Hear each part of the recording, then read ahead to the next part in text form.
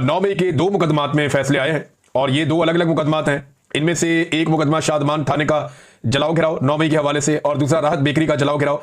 ये 2 मुकदमात हैं। इनमें जो सजाएं सुनाई गई हैं उनमें जो अहम लोग हैं जिन्हें सजा हुई है, डॉक्टर यास्मीन राशिद साहिबा 10-10 साल की सजा हो गई, उमर चीमा साहब 10-10 साल की सजा हो गई, एजाज चौधरी साहब 10-10 साल की सजा हो गई सेनेटर, और मियां महमूद रशीद 10-10 साल की, इन्हें भी सजा हो गई है।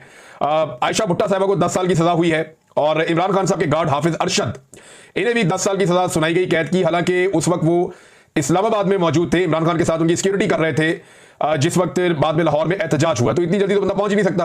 अब इनके पास कोई जहाज जो हेलीकॉप्टर तो था नहीं, लेकिन फिर भी इनको भी सजा दे दी गई है 10 साल की।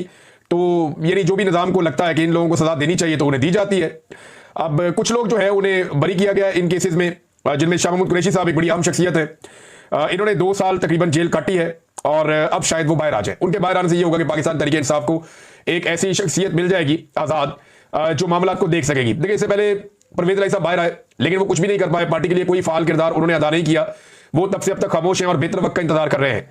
शाह महमूद कुरैशी साहब बाहर आते हैं तो क्या एक्टिव हो पाएंगे, मामला को कंट्रोल कर पाएंगे, चीजों को अपने हाथ में ले पाएंगे? इमरान खान साहब के साथियों में से एक है, वफादारी उन्होंने निभाई है, बहुत मार खाई है, लेकिन उनके बेटे की वजह से एक कंट्रोवर्सी जन्म ले गई थी और अभी जो उनको बाइज्जत बरी किया गया है, कुछ लोग इसके ऊपर मुख्तलिफ किस्म की बातें कर रहे हैं। लेकिन ये तो वक्त साबित करेगा कि शाह महमूद कुरैशी साहब बाहर आकर किस तरह के फैसले करते हैं। उनके फैसलों से अंदाजा हो जाएगा लोगों को कि शाह महमूद कुरैशी साहब किस तरफ खड़े हैं। बहरहाल वो बाइज्जत बरी हो गए, ये बड़ी अच्छी खबर है उनकी फैमिली के लिए और वो बिल्कुल बेगुनाह थे इस सारे मामले में। देखिए, बहुत सारे लोगों का किसी का बहुत थोड़ा सा कसूर हो सकता है, वो वहां मौजूद हो सकता है, किसी का कसूर हो सकता है कि वो वहां से गुजर रहा हो सकता है। शाह महमूद कुरैशी साहब का तो ये भी नहीं था, तो उन्हें तो बिला वजह जेल में डाला हुआ था और उनको काफी रगड़ा लग चुका है। आयशा भुट्टा साहब 10 साल की सजा उनको हुई है, फिर सरम जावेद खान को 5 साल की सजा हुई इस सारे मामले में, और आलिया हमजा साहिबा को भी 5 साल की सजा हुई इसी केस के अंदर। तो टोटल 45 मुल्जिमान के ट्रायल हुए हैं, जिनमें से 25 गिरफ्तार थे और 15 इश्तिहारी हैं, एक का इंतकाल हो गया है और कुछ जो है वो जमानतों के ऊपर है। तो ये है जनाब सारा मामला उस केस का जो पाकिस्तान तहरीक इंसाफ पर 9 मई के हवाले से चलाया गया। शवाहिद और सबूतों की सूरत आपके सामने है। साजिश का मामला जो रखा गया वो भी आपके सामने है कि छोटी सी टेबल के नीचे छुपा हुआ पुलिस वाला, पर्दे और सोफे के नीचे घुसा हुआ पुलिस वाला, ये अब इस साजिश के स्टार गवाहान है। साजिश वाला मामला तो आपके सामने है, वो पहले दिन से आपको आइडिया है कि वो 2 नंबरी हो रही है। अब ये जो लोग हैं जिन्हें सजाएं दी जा रही, क्या ये क्रिमिनल है या ये मुसल्ला लोग हैं? यानी एक खबर आती है पाकिस्तान में कि उजैर बलोच बाइज्जत बरी हो गए और दूसरी खबर आती है पाकिस्तान में कि यास्मीन राशिद, उन्हें 10-10 साल की सजा हो गई। अब इन दोनों को अगर आप गौर से देखें तो आपको पता चल जाएगा आज पाकिस्तान कहां खड़ा हुआ है। पाकिस्तान की मिलिट्री एस्टैब्लिशमेंट के लिए गुनाह ये नहीं है कि आपने कितने आदमी मारे या कितना आपने दहशत फैलाई। पाकिस्तान की मिलिट्री एस्टैब्लिशमेंट के लिए गुनाह यह है कि आप मिलिट्री एस्टैब्लिशमेंट के मफाद के खिलाफ क्यों चले। यह है असल कहानी। फैसले पर पीटीआई का रद्देमल ये मैं आपको पढ़ के सुना देता हूं कि शदीद रद्देमल दिया उन्होंने। 9 मई के पुरतशद्दुद वाक़यात के हवाले से लाहौर की इंसदादी दहशतगर्दी की अदालत की जानिब से पार्टी की सीनियर क़यादत और कारकुनों को सुनाई गई सजाएं इंसाफ और अदल के मुंह पर एक तमाचा है। ये फैसले कानूनी उसूलों और मुनसिफाना ट्रायल के तमाम तकाज़ों को नजरअंदाज करते हुए सियासी इंतकाम की बुनियाद पर दिए गए हैं। यह अमर इंतहाई अफसोसनाक है कि इन मुकदमात में शफाफियत को यकसर बालाए ताक रखा गया और मुल्जिमान को अपने दिफा का मौका तक नहीं दिया गया। कानूनी तकादे पूरे किए बगैर देर रात तक बंद कमरों में ट्रायल चलाए गए और इन ट्रायल्स के अंदर जो है वो सहाफियों को भी नहीं आने दिया जा रहा था। जब ट्रायल्स का इख्तिताम हो रहा था, चीजों को कंक्लूड किया जा रहा था, तो सहाफी क्योंकि रिपोर्ट करते थे जो भी अदालत के अंदर ऐसी चीजें हो रही थी जो नाइंसाफी पर मबनी थी, तो फिर सहाफियों का दाखिला भी बंद कर दिया गया। ये ट्रायल बिल्कुल वैसे ही किया गया जैसे मिलिट्री कोर्ट्स के अंदर ट्रायल हुआ था। बहरहाल पाकिस्तान तहरीक इंसाफ ने उसके ऊपर जो है वो इस सजा सुनाना आइन और इंसाफ दोनों का मजाक करार दिया है और एक तयशुदा स्क्रिप्ट के तहत ये फैसले सुनाए जा रहे हैं। जाहिर होता है कि इन फैसलों का मकसद सिर्फ और सिर्फ तहरीक इंसाफ को दीवार से लगाना और इसकी क़यादत और कारकुनों को खौफजदा करना है। तो नाज़रीन, सादी सी बात यह है, वन लाइनर, ये जज है जनाब मंजर अली गुल साहब, इन्होंने ये फैसला सुनाया। जज मंजर अली साहब ने, ये अगर तस्वीर आप इनकी देख भी लें तो अब जनाब ये हैं जज साहब जिन्होंने ये फैसला सुना दिया। एक तरफ उजैर बलोच की बाइज्जत बरी होने की खबर आती है, दूसरी तरफ यास्मीन राशिद, आलिया हमजा, सनम जावेद खान और आयशा भुट्टा को 5-5, 10-10 साल की सजाएं सुनाने की खबर आती है। ये इस वक्त पाकिस्तान की सूरत हाल है। अब आए नाज़रीन, इमरान खान साहब का घर बनी गाला वाला सुबह खबर आती है कि जनाब उनको फरोख्त किया जा रहा है या उसको नीलामी उसकी हो रही है और फिर हर तरफ शोर मच जाता है। सलमान अकरम राजा साहब भी एक ट्वीट कर देते हैं इसके बारे में, वो ये कहते हैं जी मुझे इसके बारे में भी पता नहीं था लेकिन अभी ये खबर आई है तो इसके ऊपर फिर हम देखेंगे।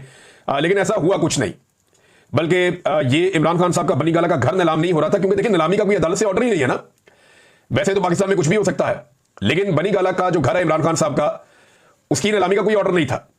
लोगों ने इसको ऐसे लिया क्योंकि जो इश्तिहार लगा हुआ था ना, उस इश्तिहार पे इमरान खान साहब का ऊपर नाम लिखा हुआ था और बनी गाला लिखा हुआ था। तो नॉर्मली आदमी को यही लगता है, मुझे भी पहले इश्तिहार पढ़ के यही लगा कि ये ऐसा ही है, लेकिन फिर मैंने 2-4 लोगों से रब्ता किया तो उन्होंने बताया नहीं, ये प्रॉपर्टी मलिक रियाज की और फराह खान की है। ये नहीं, कुछ प्रॉपर्टी जो है वो मलिक रियाज के बेटे अली रियाज के नाम पे थी और कुछ जो है वो फराह खान की प्रॉपर्टी थी जो बुशरा बीबी की दोस्त हैं। फराह खान बहुत सारे हवालों से कंट्रोवर्शियल है, पंजाब में ट्रांसफर पोस्टिंग के हवाले से भी इनका नाम आता रहा है और कुछ करप्शन के हवाले से भी इनका नाम आता रहा है, लेकिन अभी तक इनके खिलाफ कोई ऐसी चीज पकड़ी नहीं गई और ये काबू भी नहीं आई, ये पाकिस्तान से बाहर चली गई थी। और बुशरा बीबी की क्योंकि ये ताल्लुक वाली थी तो बुशरा बीबी को इनके जरिए से लपेटा जाता है, लेकिन बुशरा बीबी के खिलाफ अभी तक कोई चीज वैसे साबित करने में रियासत नाकाम रही है। बहरहाल फराह खान वाला मामला जो है ये पहले भी मशकूक था और आज भी है, और ये जो नीलामी हुई है इसमें दो लोगों की प्रॉपर्टी थी, अली रियाज की जो मेरी इत्तला के मुताबिक है और फराह खान की थी अली रियाज की 405 कनाल की जो अराजी है, 405 कनाल, ये इसके बारे में है कि ये सेल हो गई है, ये बिक गई है और फी कनाल जो है वो 34,20,000 रुपए के हिसाब से बिकी है। तो कीमत तो बड़ी अच्छी, यानी ये सस्ती बिक गई है, जिसने खरीदी है वो तो मुनाफे में रहा है। 34 लाख रुपए कनाल तो इस्लामाबाद में जमीन मिलती नहीं है। अगर किसी को 34,20,000 रुपए कनाल के हिसाब से जमीन मिल गई इस्लामाबाद बनी गाला में तो वो बड़ा लकी आदमी है। तो अली रियाज वाली 405 कनाल अराजी तो ये ऐसे गई, जबकि फराह खान की जो जमीन है वो नहीं बिक सकी। टोटल 2 लोग आए जो इस बोली में शामिल हो रहे थे, यानी लोगों की दिलचस्पी भी नहीं, लोगों को आइडिया है कि ये जमीनें कैसे बिक रही है और क्या हो रहा है, कल को पता नहीं क्या होगा, अदालत से कोई ऑर्डर आ जाएगा, बिला वजह मुशक्कत करने की जरूरत नहीं है। ये चीजें शरीफ खानदान के साथ भी होती रही है, लेकिन उनके तो बड़े सीरियस मुकदमा थे करप्शन के। लेकिन जो उनके घर के साथ किया गया, उनकी गैर मौजूदगी में परवेज मुशर्रफ ने उनके घर को एक ओल्ड होम में तब्दील कर दिया था और वहां पे बूढ़े लोग रहते थे। बाद में जब शरीफ खानदान वापस आया तो मैं वहां गया उनका इंटरव्यू करने के लिए, तो वो बूढ़े लोग वहां से निकाले जा रहे थे और शरीफ खानदान ने वापस अपना घर रेनोवेट किया और अब वहां पे दफ्तर बनाया हुआ इन्होंने मॉलटाउन में, तो उनके घर पे कंट्रोल हो गया था उस दौर में। इसी तरह ये चीज इसाकदार के साथ भी हुई थी, लेकिन उन्होंने बाद में अदालत से रुजू कर लिया था और अदालत के जरिए से चीजों को कंट्रोल किया था। नाज़रीन, ये लाहौर में एक ट्रक जाता हुआ नजर आ रहा है एक वीडियो में, और ये वीडियो सोशल मीडिया पे वायरल हो रही है। इस ट्रक के ऊपर 2 पाकिस्तान के झंडे लगे हुए हैं और ट्रक की बैक साइड पे फील्ड मार्शल आसिम मुनीर का फोटो लगा हुआ है। ये माजी में होता रहा है, ज़िया उल हक के फोटो भी हमने ट्रक के पीछे लगे हुए देखे हैं, हमने परवेज मुशर्रफ के फोटो भी ट्रक के पीछे लगे हुए देखे हैं, हमने निशान हैदर जो हमारे फौजी हैं उनके भी फोटोज लगे हुए ट्रकों के पीछे देखे, हमने एक जो है वो ज़िया उल हक के बहुत देखे ट्रक आर्ट। उस दौर में ये किया जाता था कि ट्रकों के पीछे ज़िया उल हक के फोटो लगाए जाते थे ताकि हर तरफ ये ट्रक जाते हैं तो साथ फोटो भी जाए। तो अब फील्ड मार्शल आसिम मुनीर साहब की एक ट्रक के पीछे एक फोटो लगी हुई है और ये लाहौर में से गुजर रहा है, क्योंकि मैंने इस इलाके को पहचानने की कोशिश की तो मुझे लगा ये लाहौर है, ये वो ब्रिज है और उसके साथ वो जो वाइस वाला ब्रिज है ये वो वाला है मीनार पाकिस्तान के करीब, तो गालिबन ये वहां से गुजर रहा है। तो मैं चंद चीजें इस वीडियो को देखने के बाद आपको बता दूं। एक तो इस ट्रक के ऊपर एक ड्रोन उड़ रहा है जो कवरेज कर रहा है इस ट्रक की खास तौर पर। दूसरा, इस ट्रक के पीछे एक DSNG जा रही है जो लाइव कवरेज करती है ARY की, तो एक गाड़ी ARY की इस ट्रक के पीछे कवरेज के लिए है और इस ट्रक के ऊपर भी एक ड्रोन है।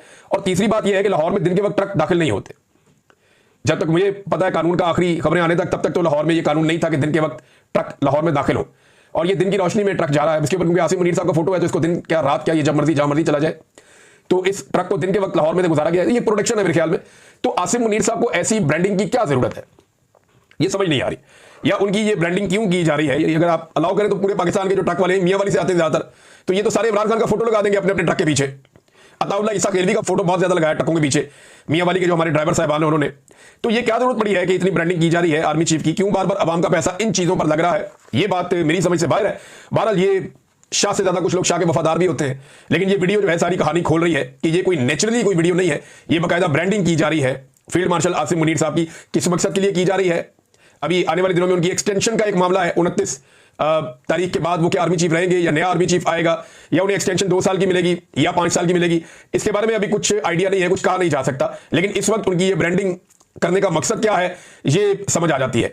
नाज़रीन, एक और चीज है, बाजोड़ की सूरत हाल लगातार खराब हो रही है। वहां पे एक ऑपरेशन चल रहा है और लोग कैंपों के अंदर बेयारो मददगार पड़े हुए हैं। जो लोग नकल मकानी करके आए हैं उनके लिए हुकूमत ने किसी किस्म का कोई बंदोबस्त नहीं किया।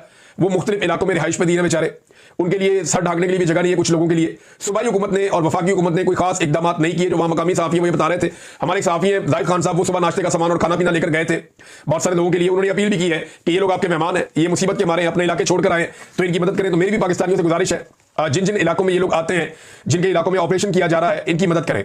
दूसरा एक और चीज़ ये है कि इमरान खान ने अली अमीन गंडापुर को कहा था कि अगर ऑपरेशन नहीं रुकवा सकता तो इस्तीफा दे दो।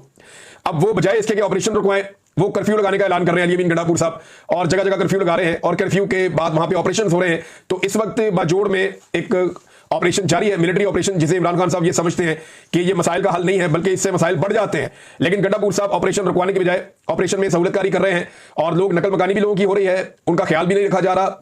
दूसरी जानब जो है वो लोगों के घर और उनकी इमारतें वो तबाह हो रही हैं, कोलेटरल डैमेज भी साथ साथ हो रहा है, और अली अमीन गंडापुर साहब कर्फ्यू लगाकर मदद भी कर रहे हैं। जबकि इमरान खान साहब से मिलने से अली अमीन गंडापुर साहब गुज़िश्ता काफी लंबे अरसे से कतरा रहे हैं, वो इमरान खान साहब से मुलाकात करने भी नहीं गए।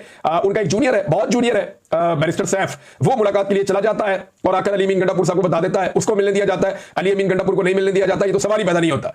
अली अमीन गंडापुर जिस दिन मिलना चाहेगा इमरान खान से तो सिर्फ 5 घंटे के लिए रास्ता बंद करेगा और उसकी मुलाकात इमरान खान साहब से मिन्नत करके करवा दी जाएगी। ये मैं अच्छी तरह जानता हूं, लेकिन ऐसा लगता है कि वो मिलना नहीं चाहता। नाज़रीन, बलूचिस्तान से एक असिस्टेंट कमिश्नर अगवा हो गया है और ये वाकया एक दफा नहीं हुआ, ये वाकयात पाकिस्तान में बार बार हो रहे हैं। बलूचिस्तान के जिला ज़ियारत की तहसील ज़ियारत के असिस्टेंट कमिश्नर अफजल बाकी को उनके बेटे समेत अगवा कर लिया गया है। बलूचिस्तान में 9 हफ्तों के दौरान किसी असिस्टेंट कमिश्नर के अगवा का यह दूसरा वाकया है।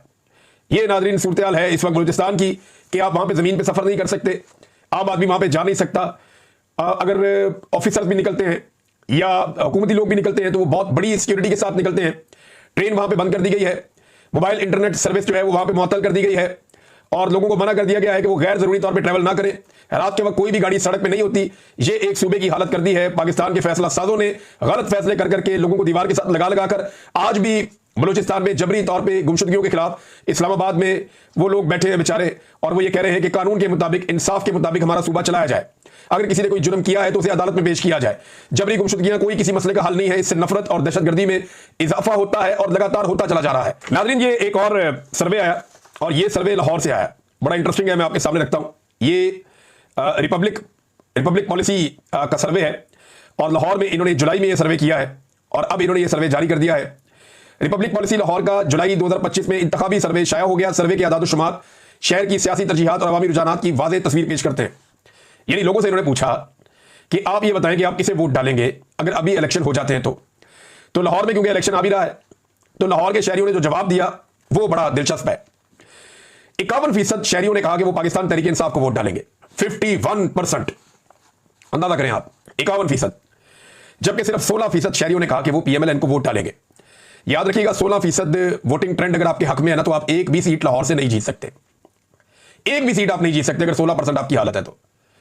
पाकिस्तान तहरीक इंसाफ को 51%, वो सारी सीटें जीतने की पोजीशन में, क्योंकि हर हल्के के अंदर जो ज्यादा वोट लेगा वो जीत जाएगा। तो जो हालत पीएमएलएन की बन गई हो तो एक भी सीट इस वक्त लाहौर से नहीं जीत सकते। बहरहाल शहरियों की 51% तादाद पीटीआई के साथ खड़ी है, 16% सिर्फ पीएमएलएन के साथ खड़ी है, तहरीक लब्बैक के साथ 5%, पीपल्स पार्टी के साथ 3% और जमात इस्लामी के साथ 2%। जेयूआई बिल्कुल लाहौर में नहीं है, बाकी जमातें भी नहीं है। और कुछ ऐसे लोग जिन्होंने अभी तक डिसाइड नहीं किया, जो ये बता नहीं पाए कि वो किसको वोट डालना चाहते हैं, उनकी तादाद 23% है। इन 23% लोगों को भी अगर आप शामिल कर देना पीएमएलएन के साथ, फिर भी वो पाकिस्तान तहरीक इंसाफ के मुकाबले में लाहौर में सीट नहीं निकाल सकते। ये हालात हैं। लेकिन पाकिस्तान की मिलिट्री एस्टेब्लिशमेंट ने फैसला किया हुआ कि हर हाल में उन्होंने इमरान खान को बाहर निकालना है और उसकी पार्टी को शिकस्त देनी है और दीवार के साथ लगाना है। तो ऐसी सूरत में जो भी इलेक्शन होता है फॉर्म 47 आ जाते हैं। जैसा कि वो फॉर्म 47 देने वाला आजकल पकड़ा हुआ है ना, एडीसीआर इकबाल संघेड़ा, उसको अदालत में पेश किया था। तो एडीसीआर जो था सियालकोट का, जिसने बहुत सारे लोगों को जाली इलेक्शन जितवाया फॉर्म 47 देकर, वो करप्शन में पकड़ा गया और इस वक्त उसका दोबारा रिमांड हासिल किया पुलिस ने और यह कहा गया कि इससे मजीद रिकवरी करनी है, तो जज ने मजीद रिकवरी के लिए उसका मजीद रिमांड दे दिया है। अब इस आदमी का सबसे बड़ा जुर्म करप्शन नहीं है, करप्शन तो बहुत सारे लोग करते हैं। करप्शन के इल्जाम तो शरीफ खानदान, जरदारी खानदान के ऊपर भी है। भाई, चपरासियों के और ड्राइवरों के अकाउंट के अंदर अरबों रुपया निकल आया, वो करप्शन नहीं थी तो और क्या थी? तो भारत करप्शन तो बहुत सारे लोग करते हैं, लेकिन इस आदमी का जो असल जुर्म है वो है जाली फॉर्म 47 जारी करना, जिससे इसने पूरी कौम का मैंडेट चोरी करने की एक साजिश का हिस्सा ये शख्स बना। इसको उसमें सजा होनी चाहिए। ये जितने भी आरोप है ना, इनको सजा होनी चाहिए जाली फॉर्म 47 जारी करने के मामले में। करप्शन बहुत छोटा जुर्म है इसके मुकाबले में। आपने पूरी कौम के साथ खियानत की, पूरी कौम ने वोट कहीं और डाला, आपने वोट कहीं और से निकाल दिया। अवामी फैसले के बरखिलाफ आपने एक जाली फॉर्म 47 जारी कर दिया कि ये वाला उम्मीदवार कामयाब है, सिर्फ एस्टेब्लिशमेंट के दबाव में आकर या अपनी ख्वाहिशात पूरी करने के लिए। तो अब अंदर बैठा हुआ सकून है और बाकी भी इंशाल्लाह ऐसे ही पकड़े जाएंगे एक एक करके। जिन्होंने गाजरें खाई है उनके पेट में दर्द तो होगा। नाज़रीन, मुफ्ती मुनीब साहब को लॉन्च किया गया। मुफ्ती मुनीब साहब ने जो स्टेटमेंट दिया इमरान खान साहब के खिलाफ, उस स्टेटमेंट अगर आप देखें तो आपको आइडिया हो जाएगा कि ये लोग किधर से लॉन्च होते हैं और किस तरफ चल पड़ते हैं। वो कहते हैं खान साहब के बारे में कोई पेशगोई की जा सकती है और ना कोई उनका जामिन बन सकता है। वो किसी और को तंजन जंगल का बादशाह कहते हैं, लेकिन अपनी जमात की हद तक वो खुद भी जंगल के बादशाह से आगे की चीज है। अब ये मुफ्ती साहब जो है ना, ये एक दो दिन से बहुत तनकीद कर रहे हैं इमरान खान साहब पे। तो इद्दत के केस में ये मुफ्ती नहीं बोला, यानी जब इद्दत जैसा एक दीनी मामला छिड़ा उसके अंदर ये मुफ्ती नहीं बोला। वजू के लिए इमरान खान ने बताया उसे गंदा पानी दिया जा रहा है, उस पर यह मुफ्ती नहीं बोला। फलस्तीन के बारे में, पाकिस्तान में एहतजाज पर पाबंदी है, यह मुफ्ती नहीं बोला। जनरल कुरेला को, जिसने ईरान के ऊपर अटैक करवाया, जिसने हर जगह पे वो फलस्तीनियों की या हमास की मुखालफत करता है और इसराइल की हमायत करता है, उसको पाकिस्तान में अवार्ड से नवाजा गया, ये मौलवी नहीं बोला। ट्रंप को नोबेल इनाम के मामले में ये मौलवी नहीं बोला। खवातीन को सड़कों पे घसीटा गया, चादर और चार दीवारी का तकद्दुस बार बार पामाल किया गया, ये मौलवी नहीं बोला। लेकिन अब सोशल मीडिया के खिलाफ ये बोल पड़ा, इमरान खान के खिलाफ ये बोल पड़ा। तो अब अंदाजा करना हर आदमी कहां से कंट्रोल हो रहा है। वैसे सोशल मीडिया के खिलाफ ऐसा लगता है कुछ बड़ा होने जा रहा है। उसकी वजह यह है कि आसिम मुनीर साहब भी, उनके कुछ और जानने वाले भी, ये दो चार मौलवी भी, और इनके अलावा बलूचिस्तान का जो वज़ीर आला वो भी, अब ये सारे लोग एक साथ यकजुबान होकर सोशल मीडिया को टारगेट करना शुरू हो गए हैं।